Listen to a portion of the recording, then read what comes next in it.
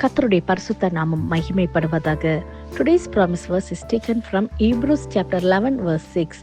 Without faith it is impossible to please God. எபிரேயர் எழுதின புஸ்தகம் 11 அதிகாரம் 6 வசனம். விசுவாசம் இல்லாமல் தேவனுக்கு பிரியமாய் இருப்பது கூடாத காரியம். Does your situation cause your faith to weaken? ஒருவேளை உங்கள் சூழ்நிலைகள் உங்கள் விசுவாசத்தை பலவீனப்படுத்துகிறதா? இந்த நாளிலே தேவன் நமக்கு கொடுக்கின்ற நம்பிக்கையின் வாக்குத்தத்தத்தின் மூலமாக அவர் சொல்லுகிறார், விசுவாசிக்கிறவனுக்கு எல்லாம் கூடும் என்று. ஆம் பிரியமானவர்களை, இதை கேட்டுக்கொண்டிருக்கிற நீங்க ஒரு சில காரியங்கள் என் வாழ்க்கையில நடப்பதற்கு சாத்தியமே இல்லை, இதுல எனக்கு இருந்த விசுவாசம் எல்லாமே போயிடுச்சுன்னு சொல்லி நம்பிக்கையற்ற சூழ்நிலையில ஏதோ ஒரு காரியம் இது நடப்பதற்கு வாய்ப்பே என்று இல்லை என்று சொல்லி நீங்கள் ஒருவேளை நீங்கள் கலக்கத்தோட காத்திருக்கலாம்.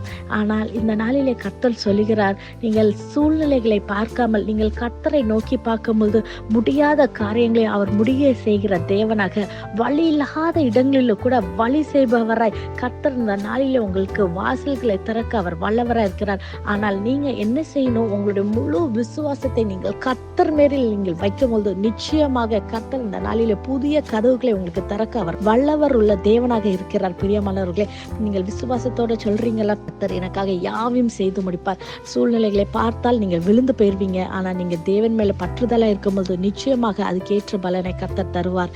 விசுவாசிக்கிறவனுக்கு எல்லாம் கூடும் என்று வேதம் சொல்லுகிறது. பிரியமானவர்களே, இந்த நாளிலே விசுவாசத்தோட தைரியத்தோட இந்த வாக்குத்தத்தத்தை நீங்கள் அறிக்கை செய்யுங்கள். நிச்சயமாகவே கர்த்தர் உங்களுக்கு தருகிற விடுதலை ரட்சிப்பை இந்த நாளிலே நீங்க காண்பீங்க.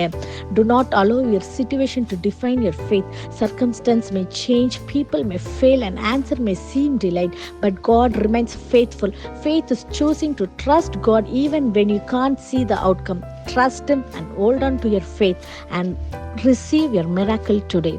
கண்களை மூடி நாம் ஜெபிப்போமா? நேசிக்கிற நல்ல தகப்பனே, இந்த காலை வேலைக்கு நமக்கு நன்றி செலுத்துகிறோம் தகப்பனே. அப்பா, விசுவாசத்தோட ஆண்டவரே, நம்பிக்கையோட ஆண்டவரே, இந்த வாக்குத்தத்த வசனத்தை அறிக்கை செய்து ஜெபிக்கிற ஒவ்வொரு பிள்ளைகளுடைய வாழ்க்கையிலப்பா இன்னைக்கு புதிய வழிகளை நீங்க தரங்கப்பா.